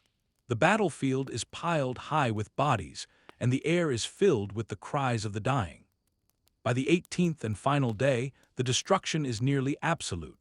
Only a handful of warriors remain on either side. The Pandavas are victorious, but their win is overshadowed by immense loss, while the Kauravas are virtually annihilated. With the enemy forces destroyed and only a few survivors remaining, the true cost of hatred and ambition is exposed on the blood-soaked fields of Kurukshetra. Instead of cheers, the war concludes with a profound silence, a heavy quiet born from the unspeakable sorrow of those who lived. You are witnessing the brutal, soul-searing end of the Kurukshetra war, an 18-day cataclysm that left millions dead and the Kuru Dynasty in ruins. The battlefield, which recently thundered with chariots and teemed with life, has transformed into a silent, gruesome tableau of death. The air itself feels thick, smelling of iron and despair, while whispering of countless lost lives. Even though the Pandavas are the nominal victors, there is no joy in their triumph, only an overwhelming sense of loss and profound grief. This phase brings the heavy, agonizing period of post-war grief where the true price of victory becomes painfully clear. Picture the survivors walking across the desolate landscape. You see Yudhishthira, the righteous king, completely broken by the carnage. To him, this victory feels exactly like an unbearable defeat. He is consumed by sorrow, questioning the purpose of adhering to Dharma if it only led to such widespread destruction and the death of his kin. As he looks upon the faces of his fallen relatives, gurus, and cousins, everyone he loved and respected, the weight of their deaths crushes him like a physical load. It is a known historical fact that warfare takes a massive psychological toll, manifesting as survivors' guilt and deep grief. His brothers share this pain deeply. Bhima, having fulfilled his vengeance, now feels the hollow emptiness of his actions. The valiant archer Arjuna is plagued by remorse, haunted by the ghosts of all those he personally killed. Even the stoic twins, Nakula and Sahidva, carry the heavy burden of their losses. Draupadi, though her honor was avenged, weeps for the sons she lost, for the destruction of her family, and for the sheer, brutal futility of it all. You can feel their collective despair hanging over the devastated land like a thick, suffocating cloud. Dhritarashtra, the blind king whose love for his sons allowed this war to unfold, is now consumed by unimaginable grief. He has lost all 100 of his sons, his grandsons, and virtually his entire lineage. You see him as a broken man lamenting his tragic choices, his blind eyes now acting as metaphorical windows to an even deeper, soul-crushing darkness. His devoted wife, Gandhari, mourns just as deeply, cursing Krishna for allowing such destruction even while admitting her son's wickedness. It is a powerful moment of raw human suffering that transcends the divine and the heroic. You will witness one particularly poignant scene during the ritual offering of water to the departed souls on the banks of the Ganges. As Kunti, the mother of the Pandavas, performs the rites, she makes a devastating revelation. She admits that Karna was her firstborn son, her eldest, whom she abandoned at birth due to unfortunate circumstances, a secret she kept hidden for decades. The Pandavas are utterly shattered by this truth. You can sense their shock and profound regret. They realize they fought and killed their own elder brother, the one who should have been their leader and protector. Yudhishthira is particularly distraught, realizing the immense violation of Dharma that occurred due to ignorance. It is a cruel twist of fate, a secret that might have averted the entire war had it been revealed earlier.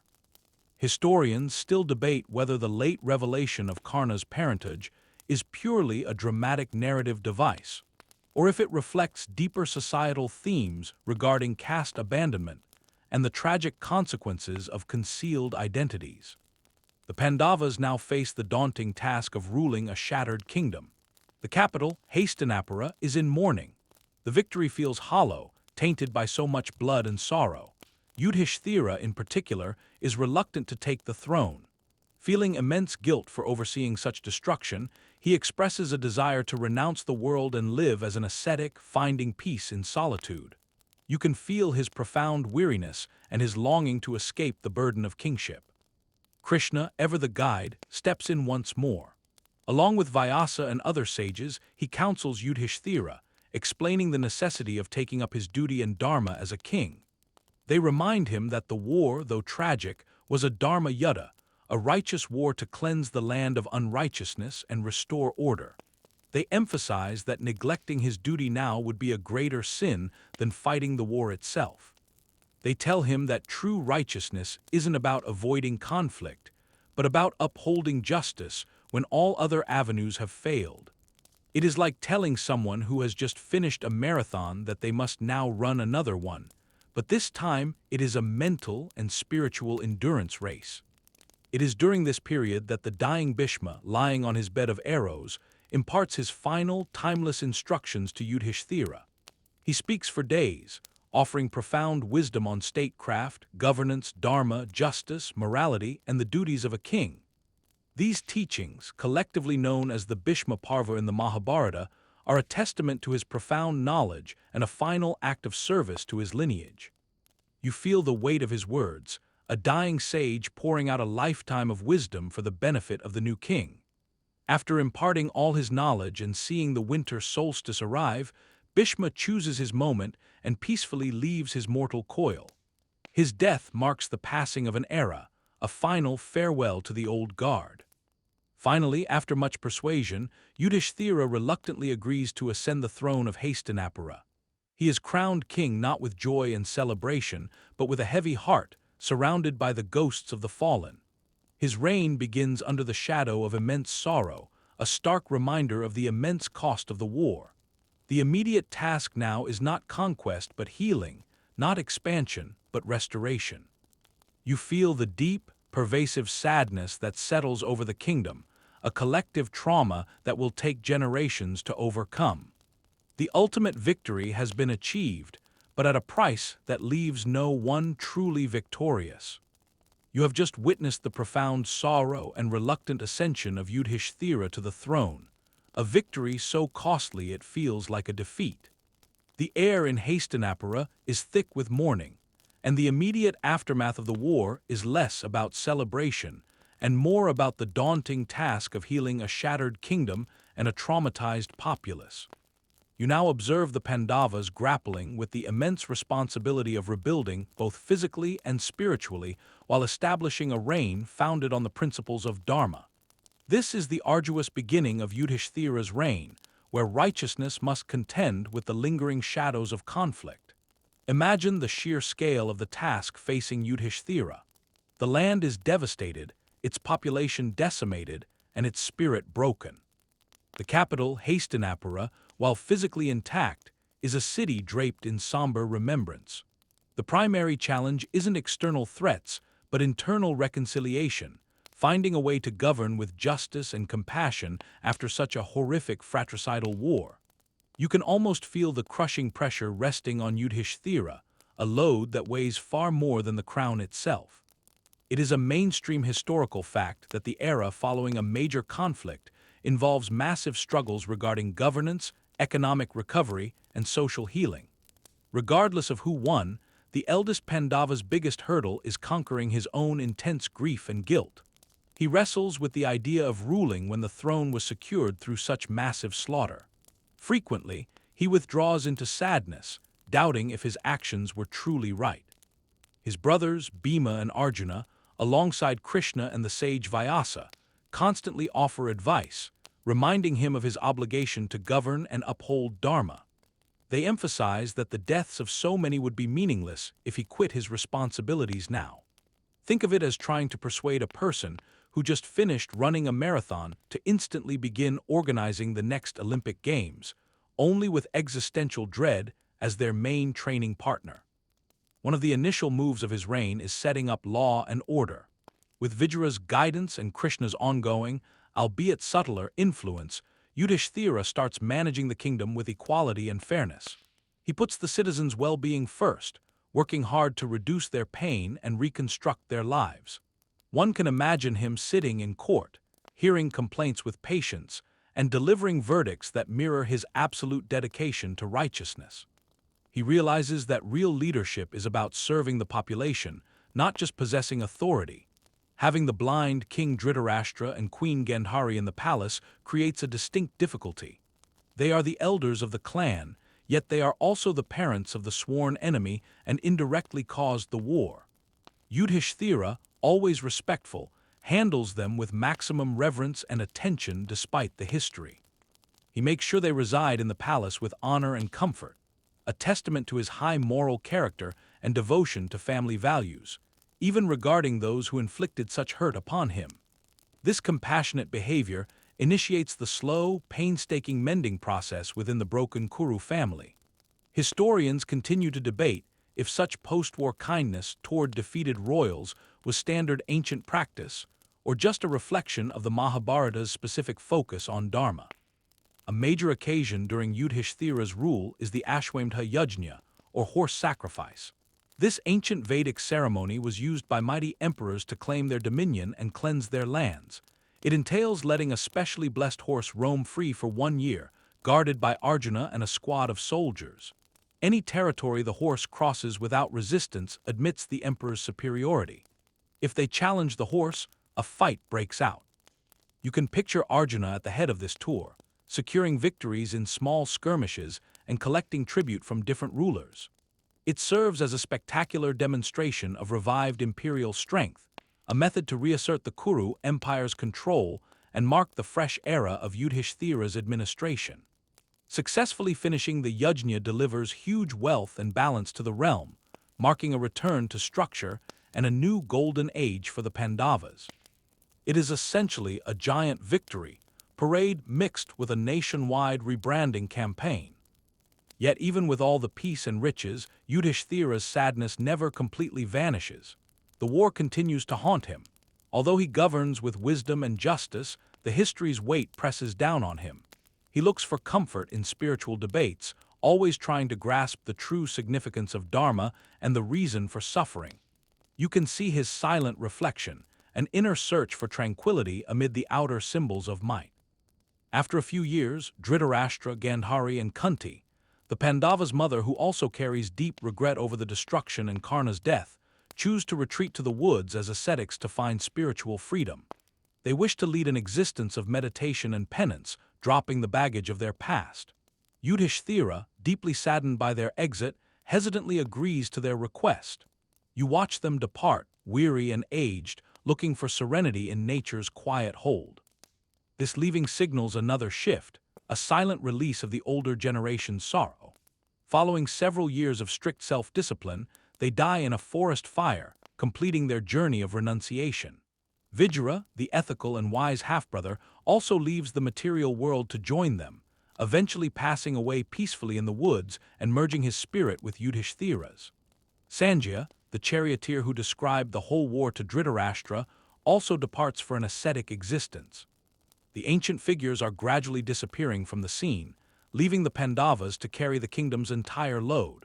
Yudhishthira's rule lasts for many years, defined by prosperity, peace, and a strict loyalty to Dharma. He guarantees that learning is encouraged, justice is defended, and the people's welfare stays the top priority. The realm gradually but definitely bounces back from the ruinous conflict, standing as proof of the Pandavas' moral governance and time's ability to heal. You witness the territory blossoming again. The war wounds are slowly vanishing, swapped out for the energetic pulse of a revived community. It is a time of steadiness, a necessary respite following the previous storm, preparing the way for their eventual final journey. Here is the rewritten script chunk. It maintains the exact information and length of the original source, but uses completely new sentence structures and phrasing. Now we approach the final destination of mortal life. This era marks the beginning of their ascent to the celestial realm, serving as the ultimate pilgrimage. After governing Hastinapura with unmatched fairness and insight for decades, the Pandavas realize their earthly work is finished. With the kingdom secure, their obligations met, and the scars of war fading into history, a deep serenity embraces them. You can sense their acceptance of mortality and their preparation for the final spiritual voyage. It feels much like completing a massive, lifelong project, and realizing it is time for a well-earned cosmic retirement. As a matter of historical record, this concept of giving up power to pursue spirituality in old age, called Vanaprastha and Sannyasa, was a standard phase of life in ancient Indian culture. With the full agreement of his brothers, Yudhishthira chooses to step down from the throne. He crowns Parikshit, the son of the brave Abhimanyu who died in the war and Arjuna's grandson, as the new ruler of Hastinapura. Although young, Parikshit is righteous and skilled, guaranteeing the survival of the Kuru line. This quiet, dignified transfer of power stands in stark contrast to the bloody conflicts that defined their earlier rise. It represents a peaceful passing of the torch. Severing all worldly bonds, the Pandavas and Draupadi start the great journey known as the Mahabharata Parva. They walk away from the splendid city of Hastinapura and head toward the Himalayas, aiming to enter heaven in their physical forms. You can feel the gravity of this trek, representing total detachment from the material world and a singular focus on the divine. Dressed in simple ascetic robes, they leave behind all valuables and walk without looking back, their eyes locked on the snowy peaks ahead. It is the ultimate minimalist retreat. As they navigate the brutal mountain landscape, they begin to collapse one by one. Draupadi is the first to drop. Bhima asks why such a virtuous soul who endured so much had to fall.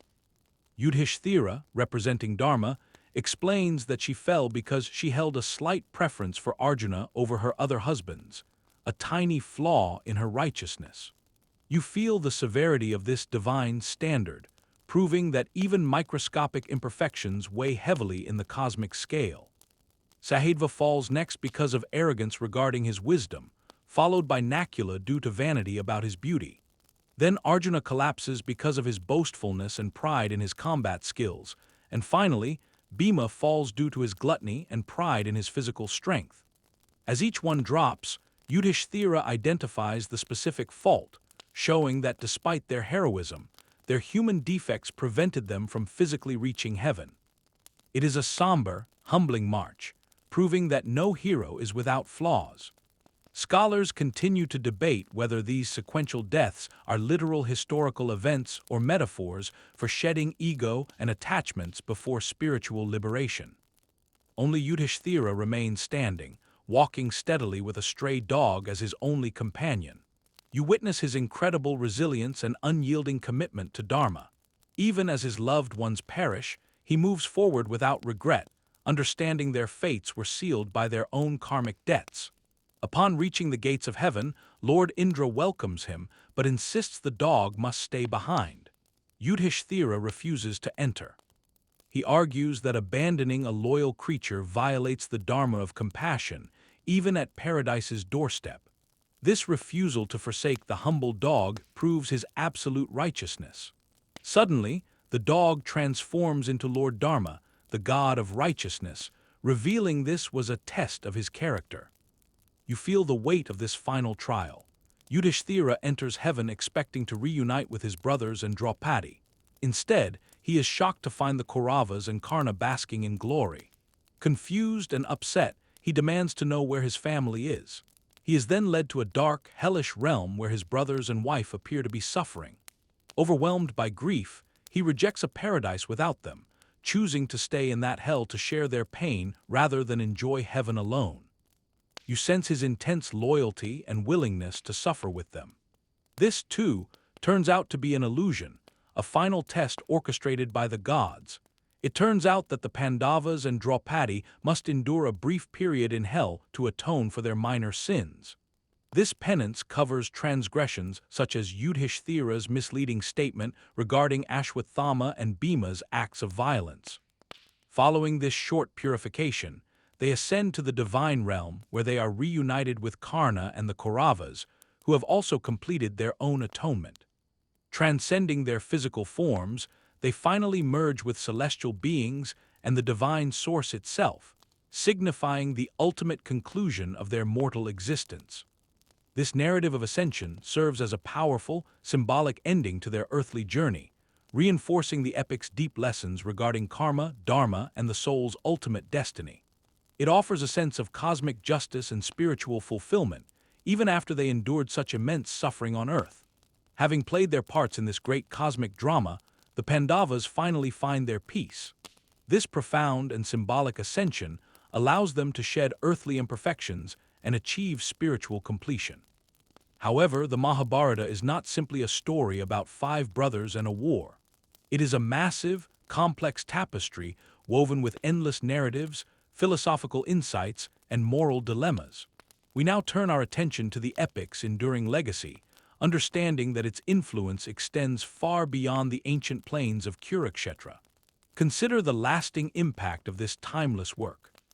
Imagine sitting by a crackling fire, with the glow illuminating ancient scrolls, as you reflect on the sheer scale of what has unfolded. The Mahabharata is not merely the longest epic poem ever written. It is often described as an encyclopedia of ancient Indian life. As a matter of historical fact, it is approximately 10 times the length of the Iliad and the Odyssey combined, making it the longest known poem in existence. Its verses contain not just the history of the Kuru War, but extensive treatises on philosophy, law, religion, ethics, politics, and the art of governance. It resembles a colossal library disguised as a story, offering wisdom on almost every facet of human existence. One could spend a lifetime studying its layers and still uncover something new. Its core message centers on Dharma, that intricate concept of righteousness, duty, and cosmic law. Throughout the narrative, this principle is consistently challenged, debated, and upheld. From Bhishma's unwavering vow to Yudhishthira's agonizing moral struggles, the epic constantly explores what it means to live a life aligned with Dharma. Even when righteousness demands immense sacrifice or leads to terrible consequences, the text forces you to question your own understanding of right and wrong, especially when facing conflicting loyalties or impossible choices. It acts as a philosophical gym for the brain, constantly pushing the reader to lift heavier moral questions. The characters within the Mahabharata are never one-dimensional heroes or villains. They are defined by their complexities. We see the blind King Dhritarashtra paralyzed by love for his corrupt son, the benevolent Bhishma bound by an impossible vow, and the arrogant Duryodhana consumed by envy. Then there is the wise Krishna, who acts as both a divine guide and a pragmatic strategist, sometimes bending the rules for a higher purpose. Historians still debate whether these complex, morally ambiguous characters reflect a sophisticated understanding of human psychology in ancient India, or if they were designed to present nuanced ethical dilemmas for teaching purposes. We see their flaws, their triumphs, their moments of weakness, and their profound strength. They are intensely human, making their struggles and lessons resonate across millennia.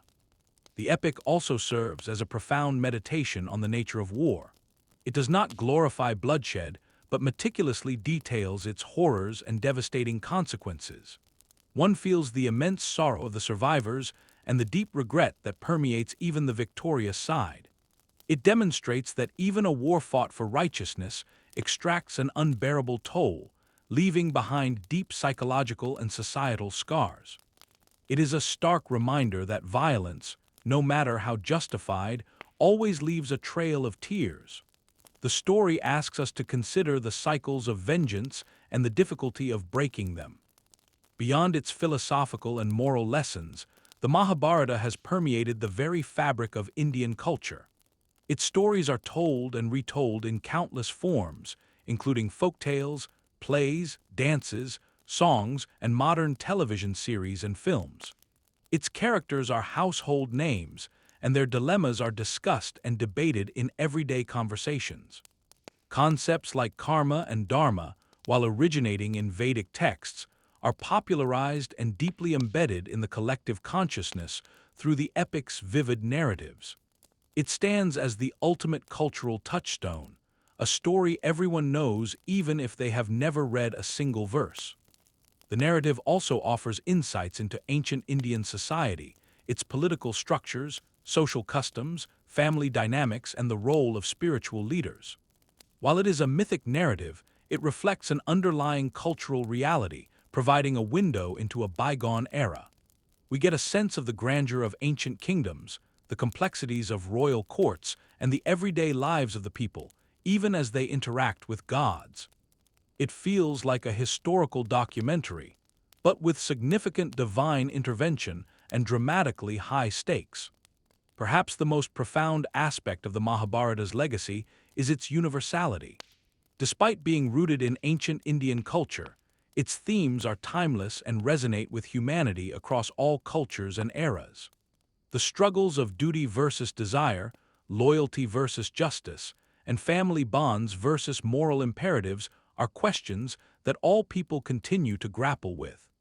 The epic offers no easy answers, but it provides a rich framework for contemplation, encouraging deep engagement with these issues. It serves as a mirror reflecting your own moral compass and inviting you to consider your place in the grand tapestry of life.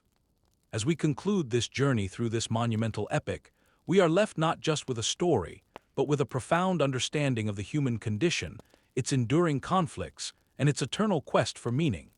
The Mahabharata is not just history, it is a living, breathing testament to the human spirit. It is a narrative that continues to teach, challenge, and inspire, reminding us that the greatest battles are often fought not on a battlefield, but within the confines of the human heart.